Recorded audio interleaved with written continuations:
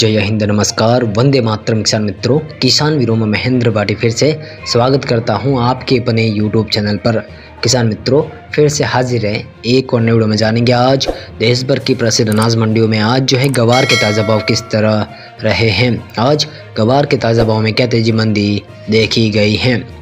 बालोतरा की मंडी में 5120 रुपये प्रति क्विंटल, चौहटन की मंडी में 4800 रुपये प्रति क्विंटल, जालोर की मंडी में 4500 रुपये प्रति क्विंटल, गूड़ा मालानी मंडी में 4880 रुपये प्रति क्विंटल, सिंधरी मंडी में 5100 रुपये प्रति क्विंटल, नानरोल की मंडी में 5300 रुपये प्रति क्विंटल, श्री माधोपुर मंडी में 5120 रुपये प्रति क्विंटल, चूरू मंडी में 4500 रुपये प्रति क्विंटल, सुजानगढ़ की मंडी में 4800 रुपये प्रति क्विंटल, जैसलमेर की मंडी में 4500 रुपये प्रति क्विंटल, भीलवाड़ा मंडी में 5100 रुपये प्रति क्विंटल, भीलवाड़ा मंडी में ग्वारगम 9900 रुपये प्रति क्विंटल।